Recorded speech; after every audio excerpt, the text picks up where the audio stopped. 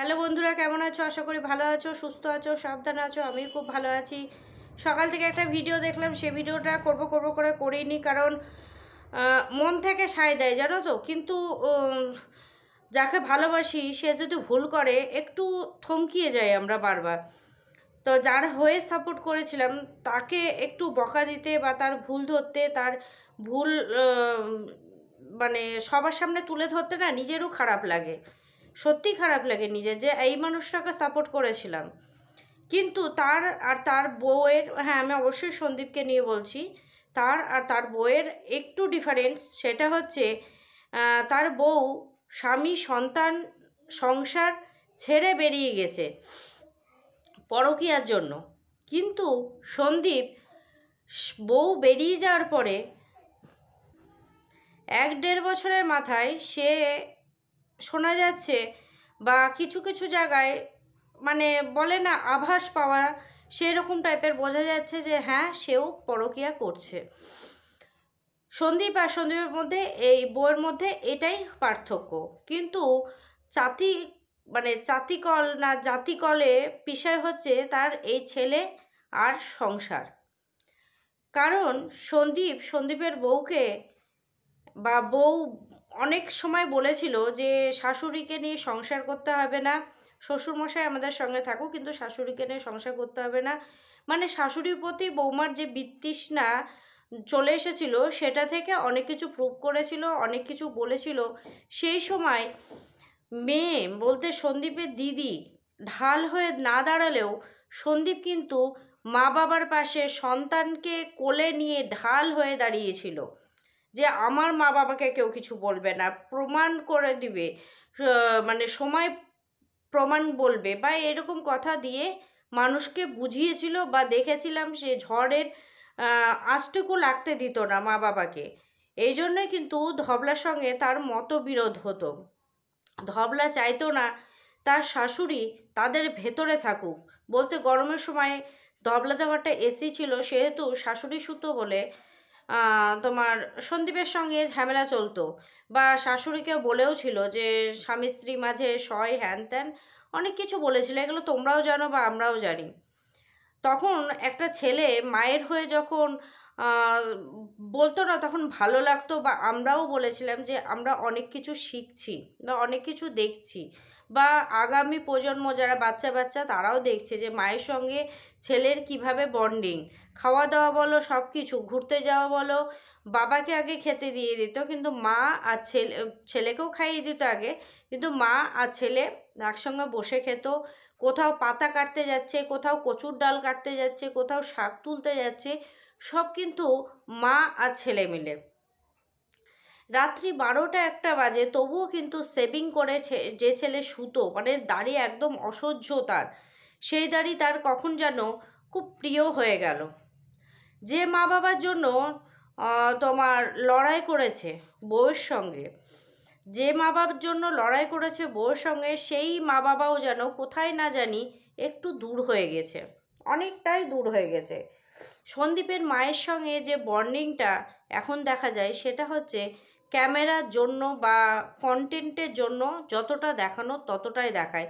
কিন্তু যে আগে যে একটা বন্ডিং ছিল, সেটা কিন্তু এখন আর দেখা যায় না আজকে রীতিমতো।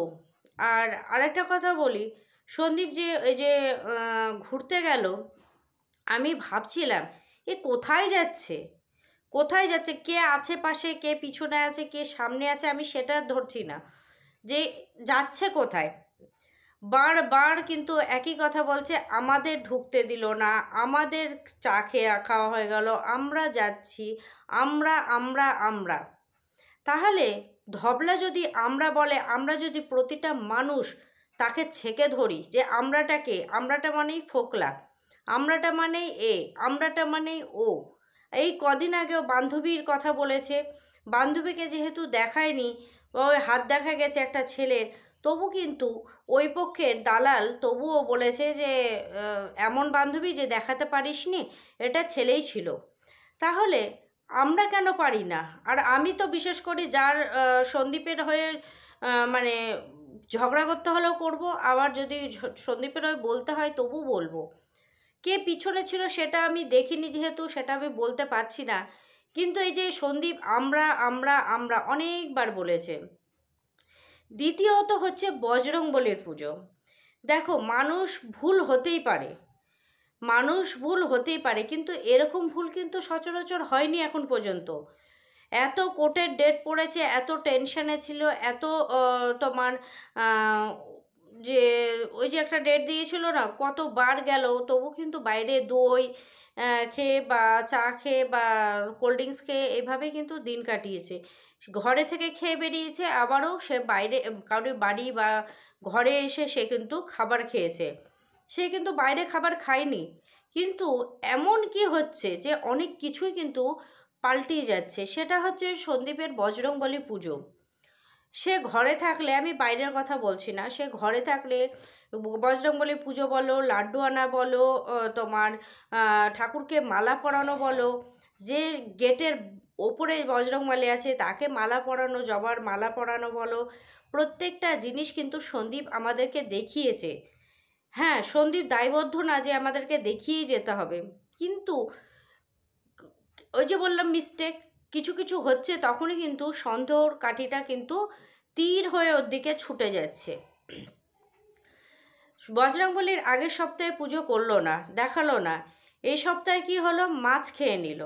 সেটা ভুলবশত হতেই পারে, ভুলবশত হতে পারে, বা আমরা যারা মানি না তারা কিন্তু তোমার আগের দিন থেকে আমরা সতর্ক হয়ে যাই যে আজকে এইবার সন্দীপও কিন্তু এটা অনেকবার করেছে, যে আজকে সোমবার, সোমবারে একটু নিয়ে এসেছি, মঙ্গলবারে তো কালকে চিকেন ফিকেন খাবো না, সে তো অল্প করেই নিয়ে এসেছি, অল্প করেই মাছ নিয়ে এসেছি, যেহেতু কালকে মঙ্গলবার, বা শনিবারের দিনও এরকম কথা বলেছে যে আজ যেহেতু শুক্রবার অল্প করেই কিন্তু নিয়ে এসেছি, এইভাবে কিন্তু বলেছে। সেই রকম আমরা প্রত্যেকটা মানুষ কিন্তু আগের দিন সতর্ক হয়ে যায় যে আমাদের কালকের দিনটা কিন্তু পালার দিন। সন্দীপের মা এই জায়গাটায় কি করে ভুল করলো, সন্দীপের মাও কিন্তু সচরাচর ভুল করে না, কিন্তু এই ভুলটা করে ফেলেছে। ঠিক আছে, ভুল বলে একটা, তো ভুল বলে ক্ষমা করে দেওয়া যায় বা মেনে নেওয়াই যায় যে চলো ভুল হয়ে গেছে। কিন্তু সন্দীপ পুজো না করে যে ছেলে কোনো সময় বাড়ি থেকে বেরায় না, সে যাচ্ছে ঘুরতে, সে আজকে আমি অমুক জায়গায় যাব, সে ডেটটা বারবার স্ট্রাইক করবে মাথায়, আজকে 6 তারিখ, আজকে আমরা মঙ্গলবার, আজকে আমরা ঘুরতে যাব। সেই ছেলে সকালবেলায় মাছ ভাত খেয়ে বেরিয়ে গেল, পুজো নেই, 2 সপ্তাহ থেকে কিন্তু কোনো পুজো নেই, কোনো লাড্ডু আনার হিড়িক নেই, তারপরে চামেলি তেল, চম্পা তেল, তারপরে তোমার ও যেটা করে, আমরা কিন্তু প্রত্যেকে বলেছি কি সুন্দর পুজো করে ছেলে হয়েও, তাহলে আজ যদি সেটা বলতে পারি, কেন অপোজিটটা হলে বলতে পারবো না? তারপরে চলে গেল, খাওয়া দাওয়া করলো, সব ঠিক আছে, তারপরে গেল একটা হোটেলে, হোটেলে থাকলো। আমি ভাবলাম হয়তো কালকে যেখানে যাবে সেখানে ট্রাভেলের কিছু আছে, বা কোথাও যাচ্ছে, বা কোনো বন্ধু মহল থেকে আরেকজন, ওই হয় না, এদিক থেকে আমরা যাচ্ছি, ওই দিক থেকে ওরা আসছে, এরকম হতেই পারে। কিন্তু সেখানে দেখলাম কেউ নেই। আমি যদি ধরেও নিই যে পাশে কেউ ছিল না, বলতে যার সঙ্গে আমরা সম্পর্ক বলছি ছিল না, চলো ছিল না, তাহলে ও কি দেখতে গিয়েছিল? জলজাহাজ দেখতে গিয়েছিল? এটাই কি দেখার জিনিস? একটা চলো কোনো মন্দিরে গেলাম, একটা চলো কোথাও কোথাও গেলাম, একটা কি গেলাম, ঢ্যান্ডারার মতো চলে গেল, খেলো দিলো, তোমার হোটেলে থাকলো, আবার ঢ্যান্ডারার মতো চলে এলো, এসে সেলিব্রেট করলো। এটা বুঝলাম না, এত দূর যখন আমরা যাচ্ছি, একটা কিছু আশায় যাচ্ছি, কিছু একটা দেখতে যাচ্ছি, আগে থেকে আমরা কিন্তু যে জায়গাটায় যাব সেই জায়গাটা বিষয় আমরা জেনে নিই, যে কি আছে, কোথায় কি আছে, কি হচ্ছে, কোথায় হবে, কত ভাড়া, হোটেল কোথায় পাওয়া যায়, এগুলো কিন্তু আমরা আগে থেকে জেনে নিই। কি বললো, হোটেল পেতেও কিন্তু অনেক হ্যাপা হয়েছে। হোটেলে তড়কা নিয়ে এলো, তড়কা আমি যত সম্ভব দুটো দেখলাম।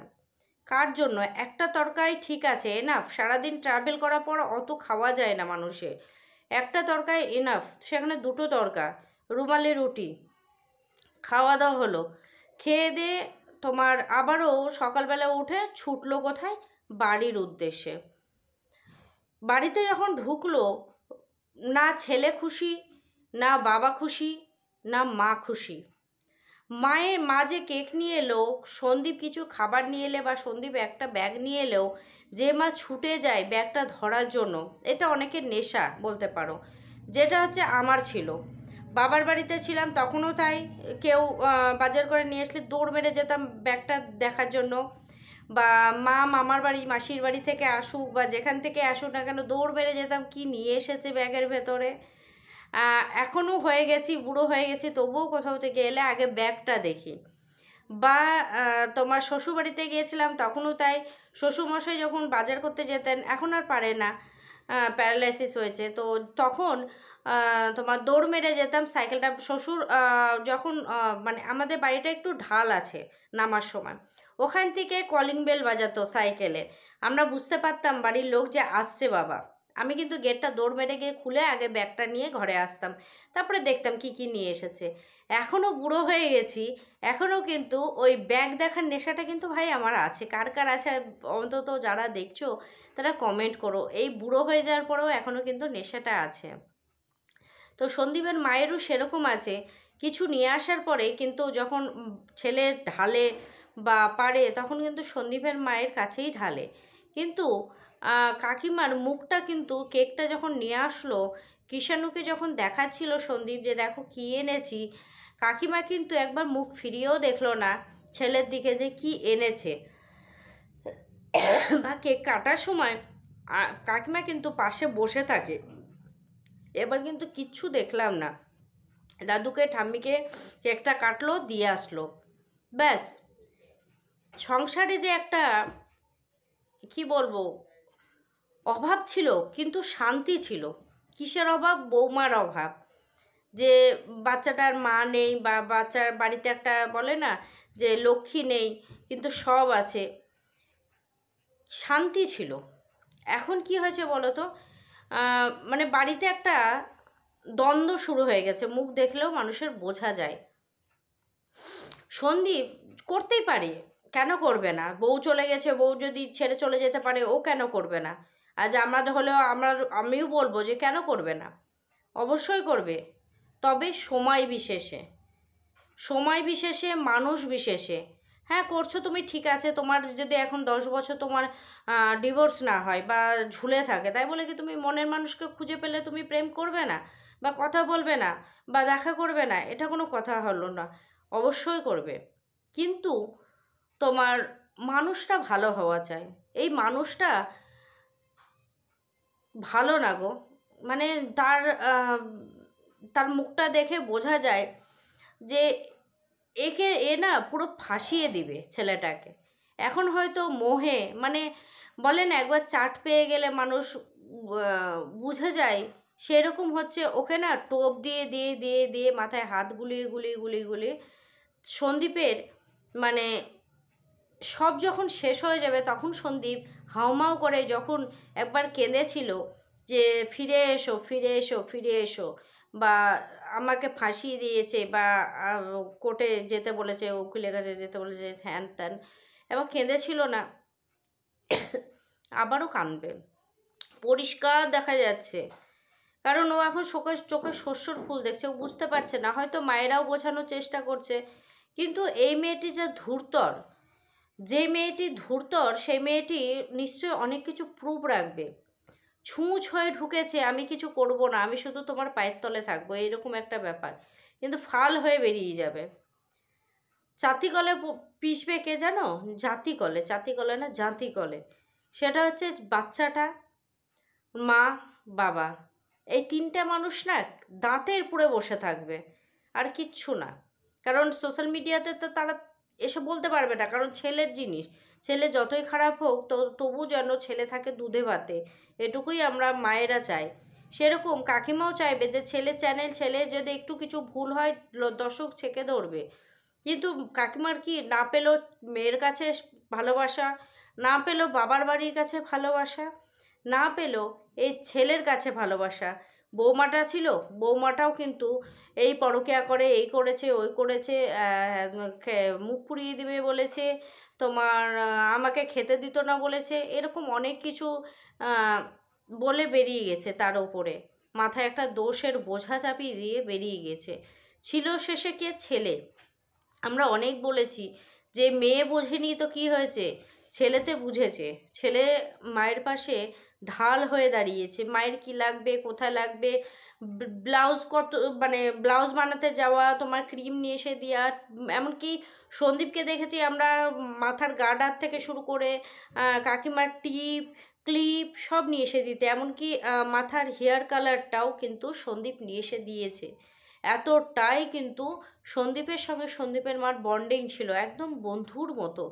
কিন্তু এখন কি দেখো, যেন তুই আমার শত্রু টাইপের হয়ে যাচ্ছে, যেন বিষ বিষ মুখটা। কারণ সন্দীপের মাও কিন্তু ছেলেকে এই রূপে দেখতেই ভালো লাগছে না, অনেকবার বলেছে তুই সেভিং কর, তুই সেভিং কর, তোকে ভালো লাগছে না। সত্যিই ভালো লাগছে না, কেন না জানি। অনেককে না দাড়িতে মানায় না, সন্দীপকে না পুরো জেলের কয়েদি কয়েদি টাইপের লাগছে। একটুকু ভালো লাগছে না, বিশ্বাস করো। আমার নিজের মানে যদি বলো, আমার একটুকু ভালো লাগছে না। পুরো মুখটা তো ছোট, মাথাটা বড় বড়, সন্দীপের আবার মাথাটা বড় কিন্তু মুখটা ছোট। সেহেতু পুরো মুখটা জুড়ে যে দাড়ি গোঁফ দিয়ে মনে হচ্ছে সে জেলের কয়েদি, বোধহয় অনেক দিন জেলে ছিল, সেখান থেকে মানে এই টাইপের মনে হচ্ছে, একটুকু ভালো লাগছে না। তো যাই হোক বন্ধুরা, দেখা যাক কী হবে, আমরাও আছি দেখার জন্য যে কী হবে। কিন্তু ভাবলে খারাপ লাগে, আর কিছুই না। চলো বন্ধুরা, আমি একবারও কিন্তু বলিনি যে, আর একটা কথা ক্লিয়ার করে দিই, আমি কিন্তু একবারও বলিনি ওর সঙ্গে কেউ একজন ছিল। কিন্তু যদি না থাকে তাহলে কাকে বললো যে আমরা আমরা আমরা, এইসব কথা নিয়ে আমার কিন্তু সকাল থেকে দ্বন্দ্ব চলছিল মনের ভেতর দেখার পর থেকে, যে কি বলছে, কি করছে, কি এটা, কি চলো। আর একটা কি দেখতে গেল ও, এত যে জার্নি করে সেই সকাল থেকে বেরিয়ে টোপলা টাপলা ব্যাগপত্র নিয়ে যে গেল, কোথায় গেল, কি দেখতে গেল? সেদিন যেমন স্নান করতে গিয়েছিল গঙ্গায়, তবুও ব্যাগপত্র নিয়ে গেলেও বাবা মা সবাই গাড়িতে করে গিয়েছিল, মনে হলো যে না, গঙ্গায় স্নান করতে গিয়েছিল। কোনো মন্দিরে পুজো দিতে গেলেও মনে হয় চলো মন্দিরে পুজো দেখতে গেল। কিন্তু কেউ একটা ডকে যেখানে জাহাজ যায় সেটা দেখার জন্য ছুটে যাবে এত কিলোমিটার দূরে, হতে পারে বলো? তারপরে আবার হোটেল ভাড়া করে থাকলো, আবার সকালে তাণ্ডব করে চলে এলো। এটা কি হলো? এখানেই হয়ে গেছে সন্দেহটা, যে কি করতে গিয়েছিল। ওর মনের ভেতরেও খিচিবিচি চলছে, আর কিচ্ছু না। যেটা করছে এখন ভুল করবে, অনেক ভুল করবে। কারণ যখন মানুষ টেনশানে থাকে, ডিপ্রেশনে থাকে, তখন কিন্তু মানুষ ভুল করতে থাকে।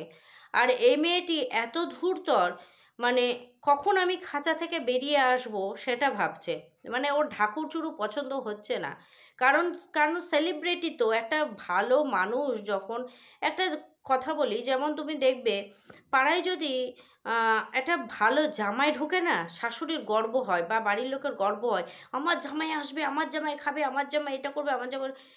জামাই যদি কর্মঠ না হয় বা জামাই যদি মানে পয়সাতে কমতি থাকে, তাহলে কিন্তু কোনো ব্যাপারই থাকে না। সেই রকম হচ্ছে এই হিউ সাহার হয়ে গেছে। মানে খাঁচা থেকে কখন বেরাবো, আর আমি পেট গুড়গুড়া বের করব, আমি আমার সংসার করব, আমি দেখাবো, আমি এটা করব, আমি ঘুরতে যাব। কারণ এই লুকাছুরি ভালো লাগছে না তার, কারণ সে হচ্ছে সেলিব্রিটির ঘর পেয়ে গিয়েছে, আর কিছুই না। চলো বন্ধুরা, টাটা।